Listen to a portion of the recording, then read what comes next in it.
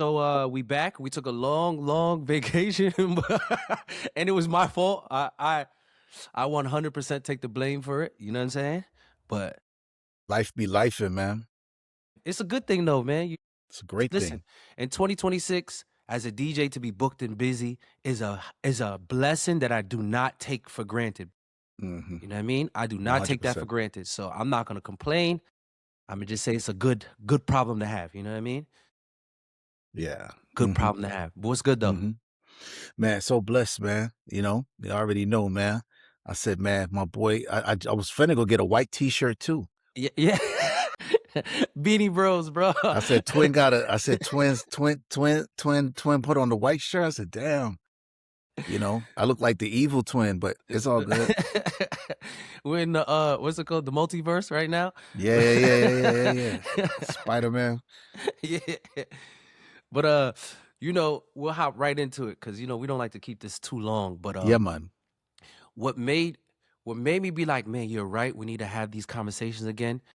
Was you text me the other day, and he was like, "Yo, bro, is there a is that it for Amapiano? Like, what's going on? There's no big dances, no big songs, no big. What happened?" And I didn't really have an answer for you, to be honest. No, you had a good answer. It's a truthful answer. And that's not something maybe that people who like to play Amapiano want to hear. They want to hear, oh, my bad, yo, this. The truth is, it's just gone back to the core people. And that's okay. That's not a bad thing, It's just I was hoping that after Jealousy, there'd be another song to kind of hold us over. But there just doesn't seem to be another Menke or Jealousy that has crossed over outside of the core since those songs. and And like I said on the phone when we was talking, like, I think that's by design though too, bro. I really think that's by design. I think South African artists are not. They don't really care to be mainstream or accepted by others. They're like, oh, this is what we do, and this is how we move. If you like it, dope. If you don't, you know what I'm saying? I don't think they're necessarily looking for international approval or crossoverness or mainstreamness. I don't think that's what they're looking for. Now, like we've talked about before, like you said, gatekeeping sometimes can be great, and then it has its downside to it. So, will that keep the genre pure? Absolutely, but will it make it grow? I don't know. no, we don't know. I mean, you also said something else that was interesting in that conversation is that I guess it's opened the space for three-step. Yes, for And sure. that three-step has grown a lot and it's starting to get into my ear. Via mostly the same way kind of Amapiano did at first via remixes. The only difference between three-step and Amapiano is Amapiano, it shot up so quickly. The remixes were just actually out of control. It was just like Yeah. there wasn't a single song that wasn't getting remixed. Yeah. And I didn't need a Taylor Swift Amapiano remix. I don't think anyone asked for that. Yet I was getting tons of remixes like this, just like remix. Three-step, I don't feel that energy. I am getting some remixes, but the remixes seem to make more sense. Like I'm getting Afrobeat remixes in three-step. Right. So like when I got Lao, the three-step version, I was like, oh, Fire. this is so good. And it allows me to either play the song twice if I'm doing a long set. Like if I'm doing a 4-hour set, I can play the song twice. Or if somebody plays the original, I could probably do this remix version of it and still get the crowd to be like, oh, that's different. Right. So I was really appreciative of the remixes that I get in three-step. They're not crazy, and I like that a lot. But bro, let's not forget though, we've lived through this before, bro. You know what I'm saying? We've seen this in a different genre. We've seen this with dancehall, bro. So everything that's happened with Amapiano, we've actually seen before in our lifetime with dancehall. Remember when we were younger, how those artists got mainstream or crossover appeal or made it more palatable to the masses is they did covers in dancehall or reggae form. Wayne Wonder is like the champion of that. You know what I mean? Sanchez. Sanchez. Hmm. You know, we've seen this before. And then there was a decline in that.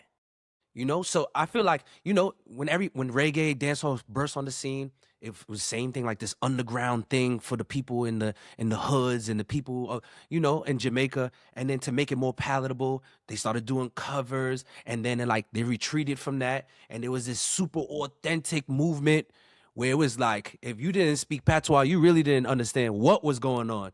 I feel like it's the same exact thing happening with South African music right now. Same Yeah, I exact thing. mean, hey, we'll see what happens, but for sure, I'm interested in where it goes. I'm loving Three Step. I'm Yeah. loving it, and I don't know if it's even gonna go anywhere beyond where it's at, just because maybe it's just not meant to be. Maybe it's just, again, meant to be for who loves it. Yo, the thing is, man, no matter how much times we have conversations like this, I'm gonna start entering the conversation with an overall point, which is most people don't love music. Very true. And once you start to realize, like, yo, you and I are having a conversation, that the only people who will really share the conversation, deep dive, be in the comments, are the people who love the music. You A know, lot of people that's just so don't profound. love the music, bro. And so we find ourselves almost like speaking in a way that forgets that. And once we continue to remember that, we'll start to say, man, you know, everything's gonna be okay. Everything's gonna be okay, because there's gonna be times that you're gonna play in front of people that don't love music. And so you're gonna play, Usher, yeah, and Little John, Get Low. You're gonna play that because they don't really love music. They just want to hear something while they're drinking. And it is what it is.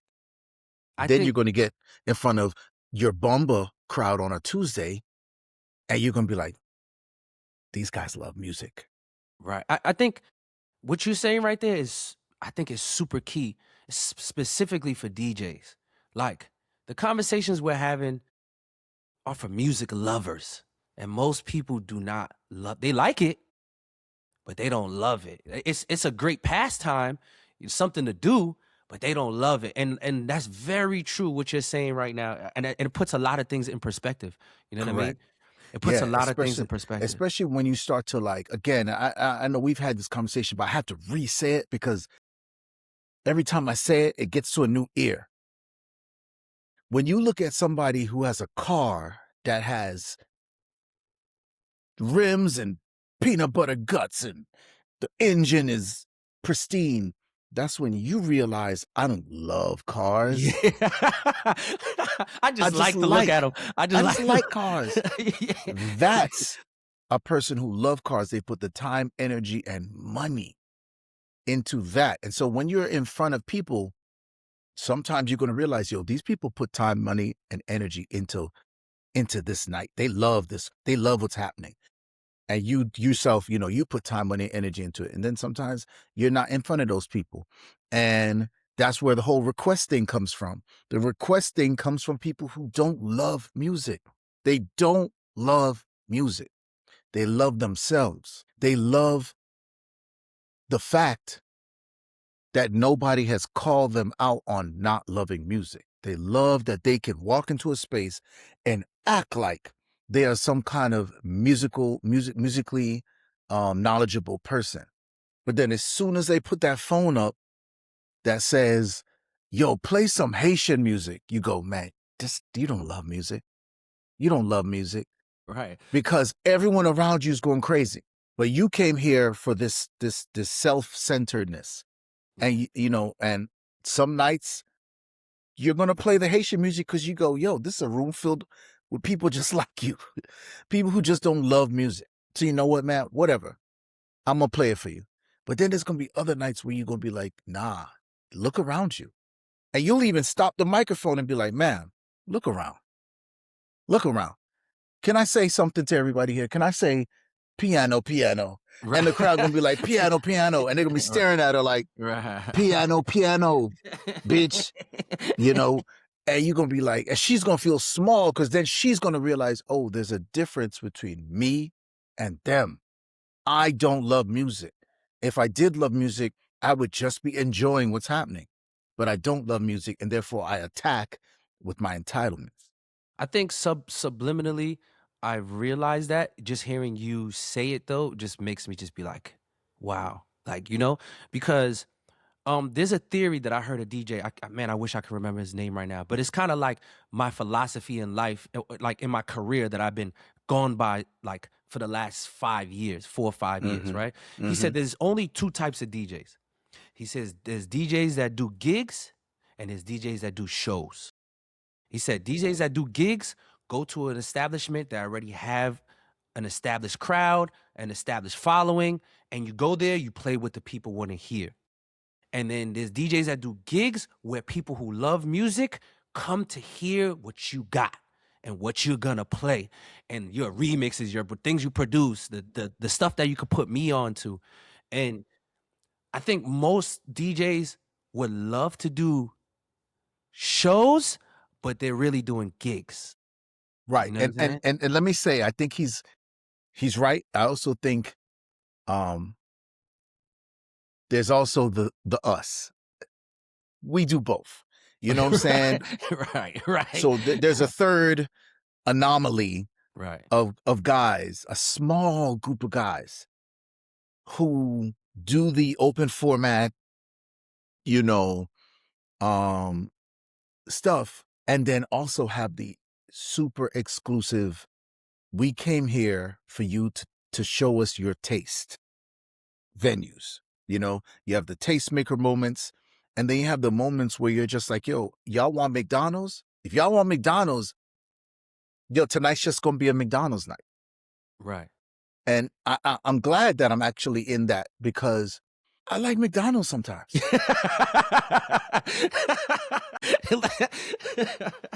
Simple as that, bro.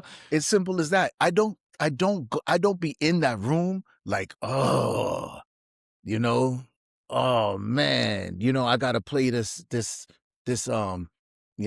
you've been gone. I don't get mad at it, you But know? there is a curse. There is like a not a curse. There is a downside to being open format. I mean, open format is great because it opens countless amount of doors. You know what I'm saying? It opens you to audience wise, business wise, like when you can play everything. And we're Caribbean, so you grew up and like ingrained in your brain that you must know how to play everything. That's the lane we grew up in. You know what I'm saying? Your uncles could be like, yo, come play this party for me, bro. And you're Right. gonna have to play with his people like Everything. your Mm-hmm. moms or if your friends are there. We grew up Mm-hmm. as Caribbeans. You have to learn how to play everything. You know what I'm Mm-hmm. saying?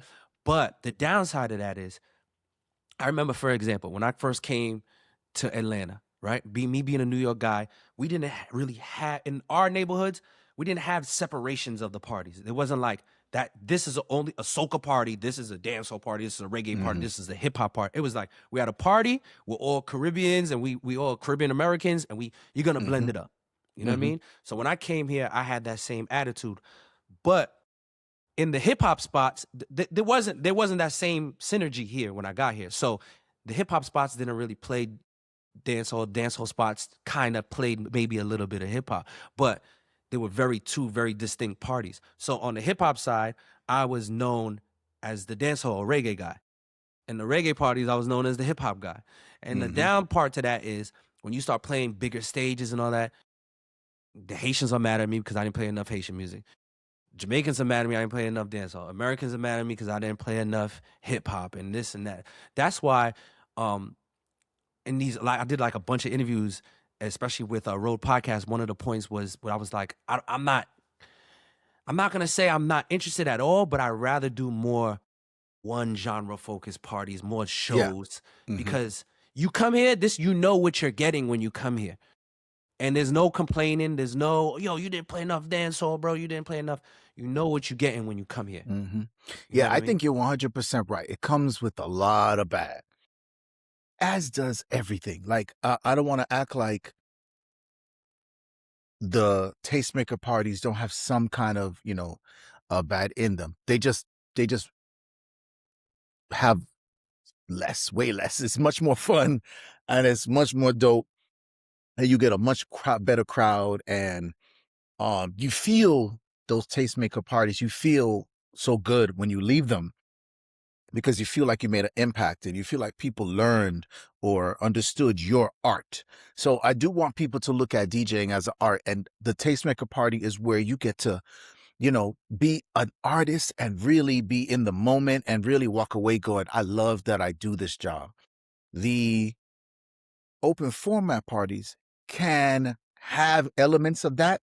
You can remix all the popular songs and get the crowd going crazy. Like, you can really be a great open format DJ. You don't just have to play the regular song and play it as it was made. You can make some edits and make remixes, which lots of DJs do, and they really turn the party up. So never do I ever diss open format DJs. Never. I never diss the wedding DJ. I never diss anybody that's doing the corporate or anything that's doing anything in a lifestyle that the tastemakers for some reason constantly look down on. But when you do the open format, the wedding, the corporate gigs, you're directly in front of the people that don't love music. They're the majority of the room. Mm-hmm. And they come with an abrasiveness that it can be so discouraging sometimes, especially if you're an artist. If you're an artist at this DJ thing, you could literally play something amazing and have them be like, just play the original, bro. And, and again, I like McDonald's too. So it's not like I'm dissing it. It's not like I'm saying, but it is what it does. You do feel like you are in an environment that's not healthy. It's not healthy. It's not healthy. And when I look at nightlife on a whole, and I say, man, there's so much unhealthy in nightlife, drunk driving, drugs, people get roofied, people vomiting and stepping on things like glass and messing up themselves, and fights. And you look at all the 31 years I've been doing this and all the bad, majority of it is happening at these events, the open format events. The majority of it is happening at those kinds of events. The disrespect to the DJs, mostly over there.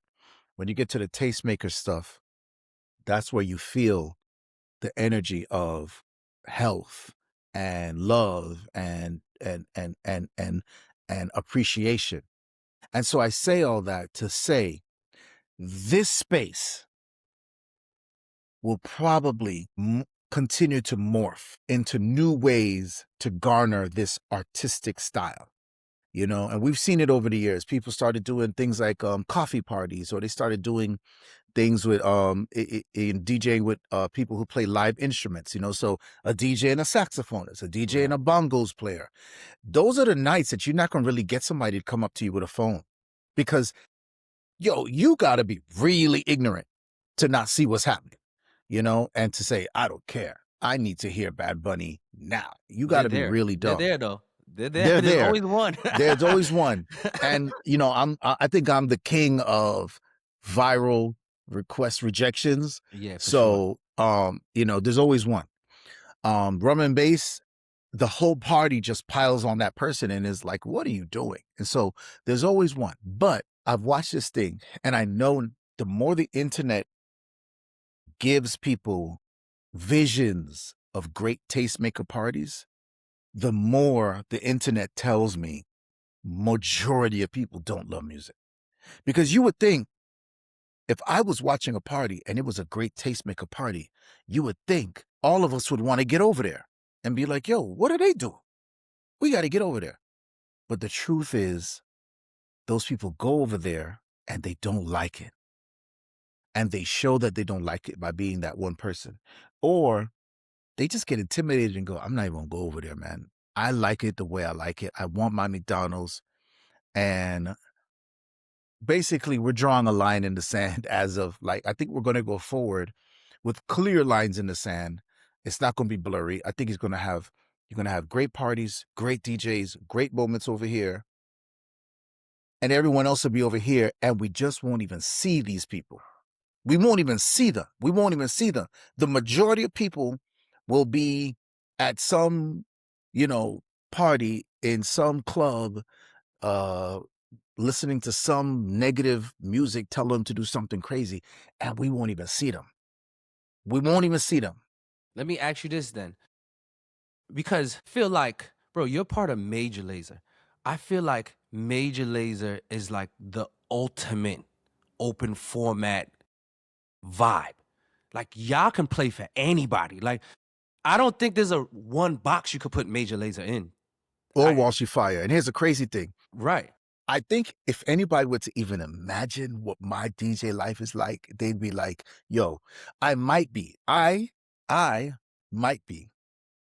one of one in the world. I'm not saying I am. I'm saying I possibly am. Break that down. Break that down. What do you mean by that? Nobody else that I can think of is doing hardcore dancehall nights, hardcore EDM nights, full EDM. And when I say EDM, I'm talking about there's a night where I'm just playing deep house. There's a night where I'm in Ibiza and I'm just playing deep house. And I'm playing it at a level. I'm playing it excellent. I'm well versed. There's a night where I'm just playing Afro house. And I know I'm tearing the club up because I keep up. There's a night where I'm playing tech house and it's just burn, burn, burn, burn, burn, and you're going crazy and the drops are crazy. And, that's EDM, where the drops are crazy and you're playing like, real Major Lazer high energy stuff. Then there's nights where I'm playing tech house where it's very industry and you're like, oh, this is going. Now I'm getting into 3-step and stuff like that. And it's like, I don't see anybody else that's doing that every night. I don't see another DJ that's doing a hardcore dancehall set and then doing a hardcore tech house set and then doing a full soca set, then doing a Haitian party over here where I'm just playing Rabadai, Kompa, and Rara all night. Then, over here with the hip hop guys, doing a little bit of a live night where, it's bottle service and, you're getting you're going to play your Meek Mill Dreams and Nightmares and, you're going to do that whole set because that's what it is all night. There's nobody else. There's nobody else. I think there is. Who? But what I would say is you are doing it at a higher level. Who else is doing it? You got guys. Well, me for one. I play everything you just said. I don't think you're doing it individually each night. Yes, you have a night where you're going to incorporate a bunch of those sounds. No, I don't. That's the thing. I break it up. So like Bamba is Amapiano. My coffee party is like deep house. Then I have a monthly where it's basically straight compa. Then you got guys, you got guys like DJ Stacks. There's some guys that are doing it. It's just that I think you're doing it at a higher level. I think I'm not only doing it on a higher level, I'm doing it on a higher frequency. Like literally in 1 week, every week, I'm playing 4 or 5 parties that are completely unrelated genres. I think that's part of it being higher level. Okay, I see what you're saying. Yeah. That's part of it being high level. You know what I'm saying? I see what you're saying. Yeah. For sure then. Yeah. So shout out to anybody else that's doing it. But I know that I'm one of one on that level then, you could say. Where and I would say, so I would say too, the range in which you're doing it in, it might be wider, right? Because I was about to say, let me take back that. Hold up. Yeah, because nobody else out there is going to France and playing an entire French set. No, yeah, but that's what I'm saying. That's at a higher level. You see what I'm saying? This guy's doing it. No, that's not at a higher level. Nobody else is doing it.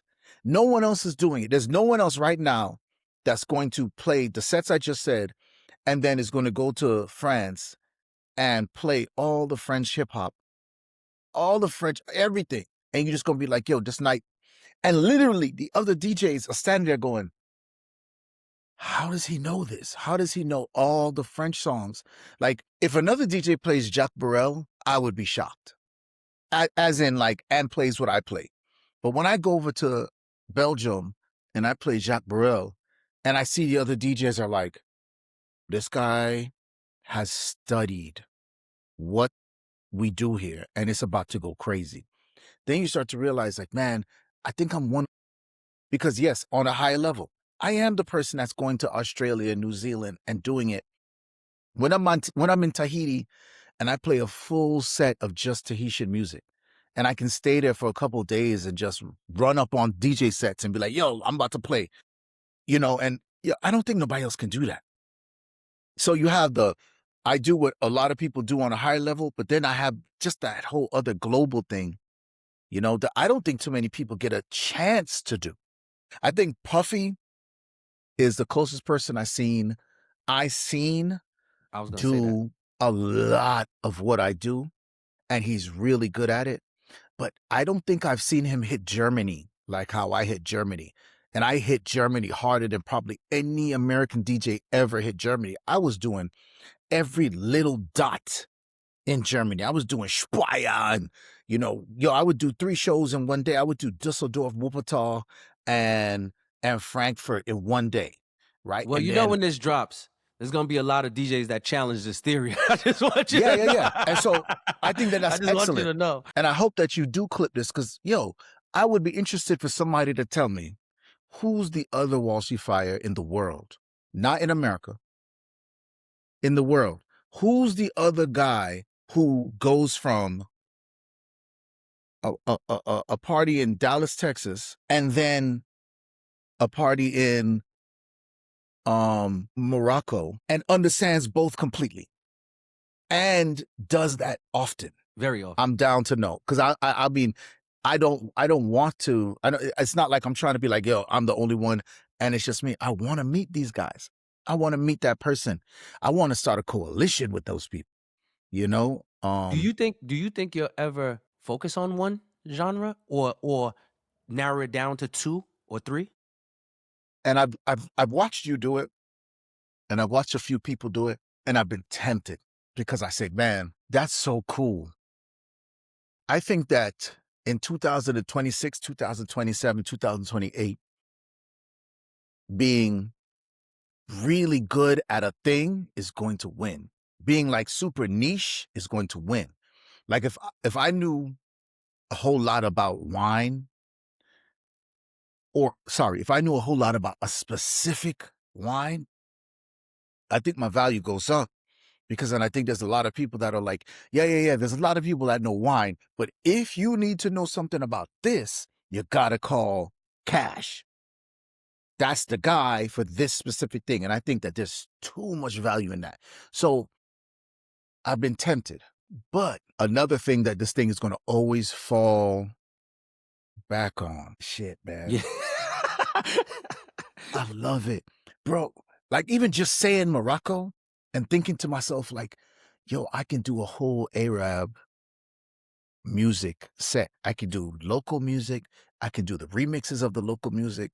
I can do the new music. I can play the old Arab hits. I can literally go so crazy that you start to study and you get into these rabbit holes so that you're well versed in the language, the musical language, that you end up loving the musical language. Yeah, but do you So think I don't want to stop practicing to speak these musical languages. Right now, I speak like 100 musical languages, and I love them all.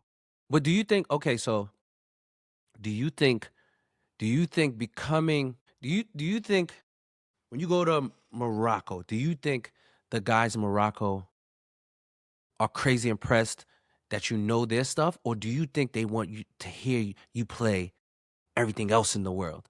Or do They're you think crazy impressed. you just build a dope reputation of like knowing these niche little music? They're like, well, I want to see if he could do it.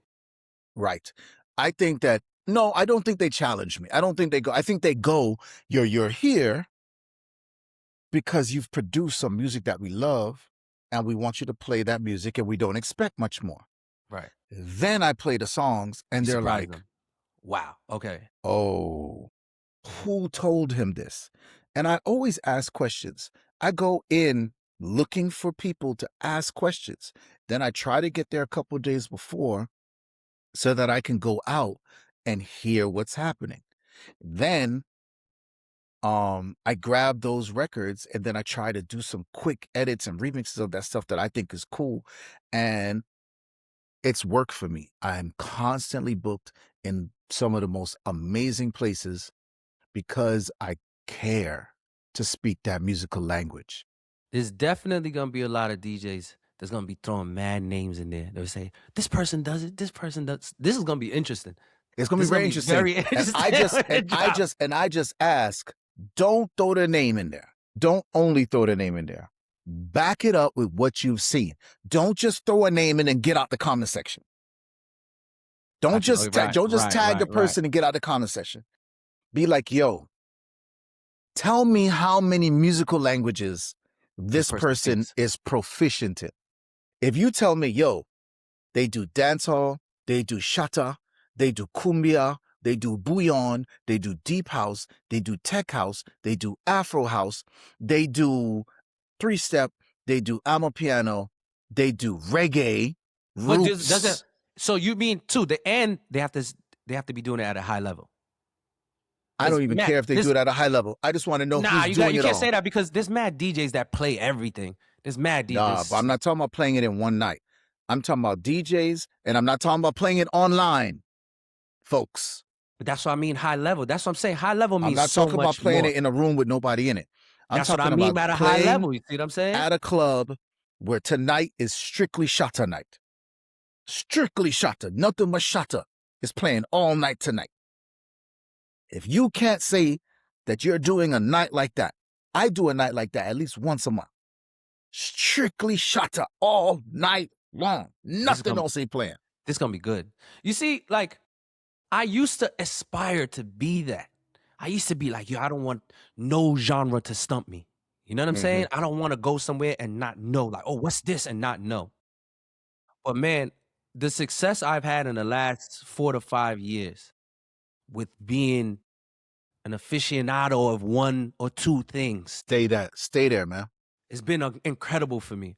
Like, yeah, man. I would never leave. I would promise you, man. You put that, you throw that music on your shoulders, and bro, you're gonna have a long life. I just think I'm an anomaly. I think I'm an anomaly, and that's why we're having this conversation where it's like, man, who's the other guy? Who's the other girl? Some people are gonna say your counterpart, Diplo. Some people are gonna say Diplo. 100%. 100%. Some people are gonna be like, yo, but what about Diplo? My bad. I guess we are talking so much. It's like, yo, you have the obvious in front of you. Right. Bro, 100%. But ask him. He gonna tell you, nobody do it more than me. Nobody do it no more than me. Because he's not doing roots reggae parties. But I would say that's one thing I admire about the two of you. And that's one thing I admire about Major Lazer. Major Lazer has always had the ear. Y'all have always had the ear to say, this sound is dope, let's incorporate it. This sound is dope, let's incorporate it, and it not be cheesy. Right. You know what I'm saying? And let me just corny. Say, and let me just let me just clear up what I just said. Not that he doesn't do roots reggae parties, but the frequency. Not the frequency, often. You know. He'll do a roots reggae party. I remember, if you guys want to look it up, we did Burning Man. We did an all roots reggae set for just type in Burning Man Major Lazer if anybody's out there interested in hearing it, and you'll hear Wes playing nothing but roots reggae music. Definitely, man. He's that guy, bro. He's the inspiration. If anything, he's the person who built the road for me. Right? Because mind you, I'm that same person, but I was in a smaller group. So I was the guy who was really well versed with soca, reggae, dancehall, Haitian music, and hip hop. And that's probably where it stopped. Some EDM, some house music. But for the most part, I'm in a black space entertaining black people from wherever they are in the world. But that's the majority of what I was doing. Up for like 15 years, that's what I was doing. And then for the last 15 years, he's come along and been like, yo, I'm over here. You should go over there and check it out with me. I go over there with him. I check it out. I fall in love with it. I go, yo, this music is amazing. I never even heard of this before. This is crazy. And I'm just like interested. And if you know me, I'm obsessive. I get into my rabbit hole. And then he's like, yo, I'm gonna send you some of these records. Then I get deep, deep, deep, deep, deep. Then I go, and I was making all of the Major Lazer mixtapes at the time, which I should probably make another one. It's been a while, but I was making the Major Lazer mixtapes, and the Major Lazer mixtapes were a reflection of what I knew with what Wes was teaching me through his travels. Mm. And of course, I was teaching him what I knew, but he wasn't making mixtapes. So the mixtape is a reflection of the knowledge I was getting and the knowledge I had.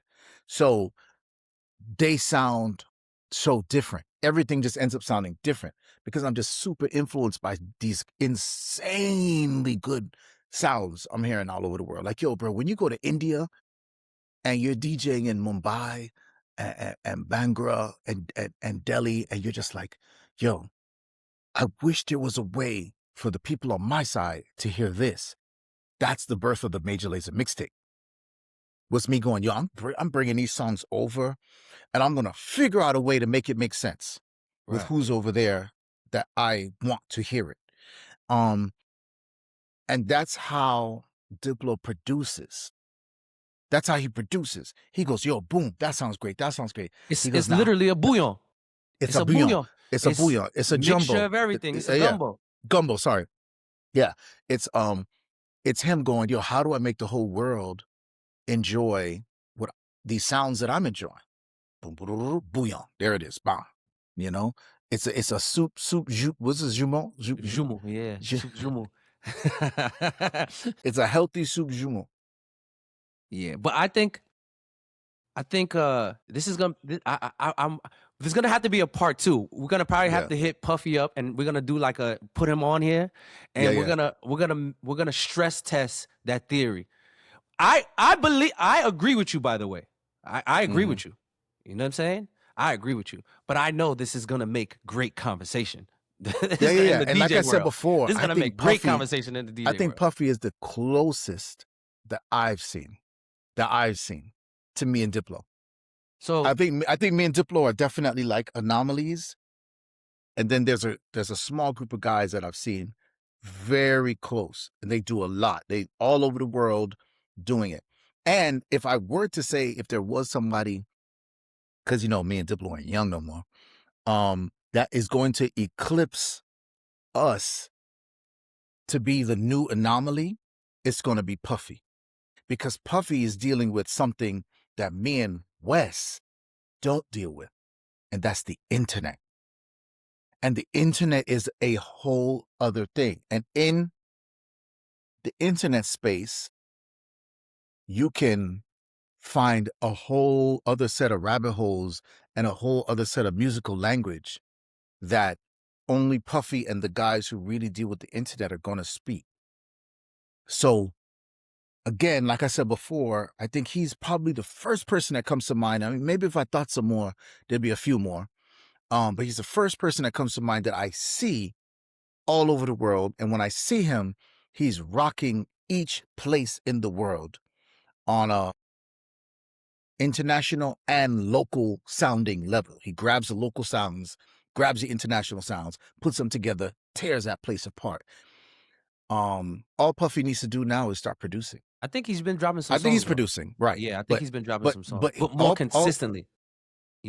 More consistently and more and make that a little bit of a bigger pie of what he does.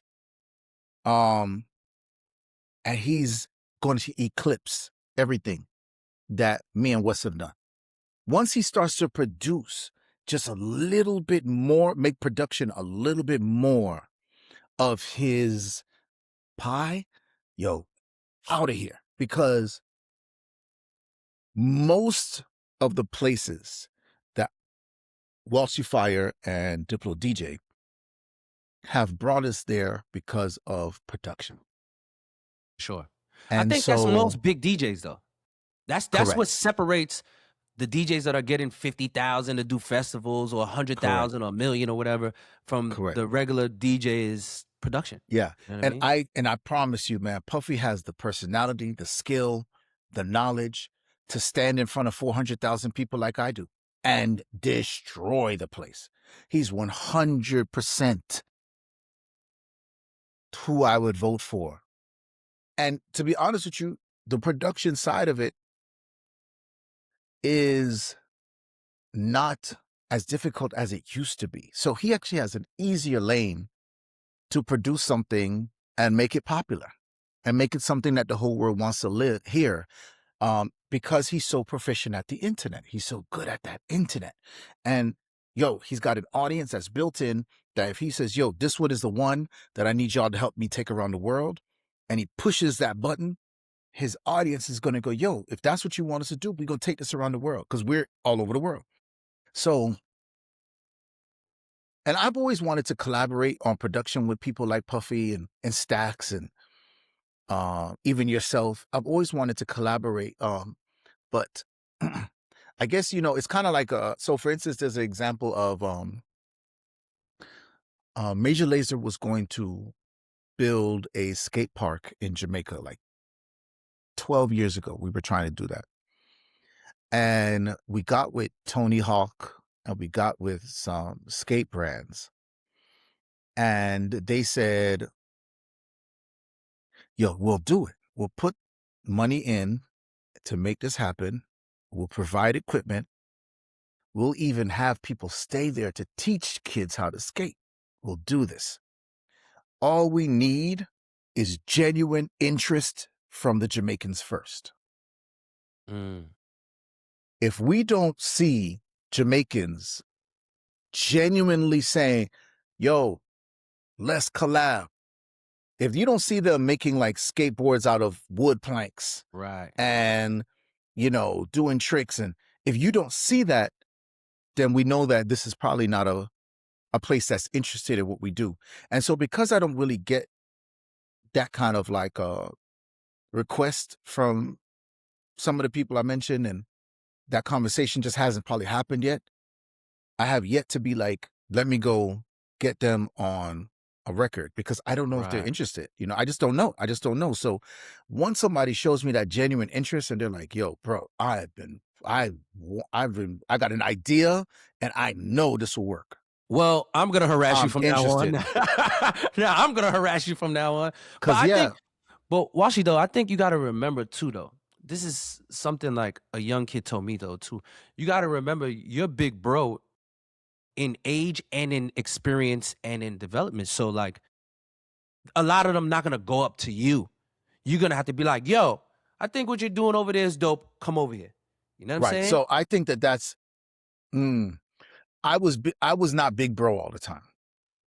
Right. And the reason why think about it. If you seen Michael Jordan shooting around every day, he gives you a head nod, like, hey, what's up, whatever. You're not necessarily probably gonna be like, let's go shoot around. You're gonna wait for Michael to be like, you want to join? You're not gonna be like, Mike, can we play 1-on-1? You know what I'm saying? You're gonna wait for him to wave you in. You know what I'm saying? Yeah. So I think that's just not the way to go about it. I'm good. So I need somebody to walk up to me and be like, put me in. I want to play. That's when I'm like, you've already show. Because, bro, if I tell you, man, how many times, then man, you're going to make me cry, man. You're going to make me cry, bro. Tears going to come to my eyes, bro. If I tell you how many times I've said, let's do this. Let's work. You up next. And that person didn't really want it. That person didn't want it. They saw the opportunity and they were like, man, maybe I should just take it because everybody's around me going, you should take that. But then when they get in the place that you've put them in, they go, listen, man, I'm going to go ahead and do back to what I was doing because I don't really want to do this. Man, I don't want to say it. I'm going to say this. I don't want to say nothing like that. Okay, I'm going to say, if you could only imagine how many people, for instance, stages, a big stage where it's like there's tons of people in front of them, you would not believe how many DJs, performers, artists can't do it. Once they see too many people, they're like, this ain't for me. I just want to be the person behind the scenes. But it's not until they get there sometimes. But when you They- spent all that time, money, and energy getting them there, then they realize, I don't want to be that person. You're like, damn, I done spent so much, I've invested in getting you to be this person, and you don't want to be that person. So I'm not doing that anymore. Anybody that reaches out to me, they've already, jumped over the first hurdle, which is most likely they want to be there. And they're aware that a lot of other people want to be there, and they're not afraid to be like, yo, I want to be there. And that's great for me. That's a great starting block, because I've been let down way too many times. Way too many times. Way, way, way, way too many times. Well, shit, I'm gonna start it. I'm gonna start flooding your DMs, your Yeah, man. WhatsApp with mad records, bro. Especially like with what you're doing, yo, there's always space for people who are specific. Now, I am not specific, but I understand the people who are specific, just like I understand the people that are not. I think though, for people like you, it's dope for you to work with people that are specific, because you're everywhere. So it's dope to tap in with somebody that's dope in a specific area for this specific thing and be like, boom, all right. You could tap Mm-hmm. in with somebody that's killing it in Colombia for reggaeton, or somebody, you know Mm-hmm. what I mean? Or somebody Mm-hmm. in Dominican Republic for Timbo. Mm-hmm. dembo. You know what I mean? It's dope for you. You know what I'm saying? Mm-hmm. It's dope for you. And again, that's you on your big bro shit. You know what I'm saying? Like, Yeah. or just tapping in. And sometimes the big bro shit doesn't even mean age. Sometimes it's just like, I'm doing this at a higher level. I see what you're doing, and it's just like because that means a lot to certain DJs. I Mm-hmm. mean, even DJs who might be right under you. You know what I'm Mm-hmm. saying? Mm-hmm. I think the collaboration is gonna be should be like the new thing amongst DJs. It should be like the No, it podcast amongst 100%. DJs. Collaboration is the only way Yeah. to success right now, bro. Yeah. If you're not working with people who are just on their dean and doing great things, you're going to work triple hard, man. So for me, I don't want to work triple hard. I want to get people that are great at what they do and use my platform and my network and my ability to take that to a level that maybe they just needed help taking it Yeah. to. Yeah. 100%. Dope, man. Well, I'm gonna just like I asked you to do this, I'm gonna be consistent. I'm gonna try to Yeah, be man. consistent. Yeah, yeah. I definitely feel like these conversations are super duper important, bro. Yeah, man, Super and duper and important. like I said, man, we're not wasting time. We're going to get right into the conversation every time, and hopefully say something that motivates somebody and get somebody, to do something great. That's the goal of every time I speak. I'm pretty sure it's the same as on your sides. Anybody out there that's watching this podcast or catching a clip from it or whatever, yo, do your part and share it, bro, because For sure. this is not gatekeeped. This is not like, I could definitely not say nothing and just keep going on my path and doing what I do. But that's not the goal, man. I wanna be able to move on to these other things like I'm doing in the art world. I've gotten so heavy in the art world now. I want to be able to know that there's uh some greatness that I can always tap into, that's going to be around for the next 30 years. So, this is all about just being great and having great conversations, man. So, Cash, I appreciate you always, my G. Nah, I appreciate you. So y'all like, share, subscribe. You know how to do it. Yeah, man.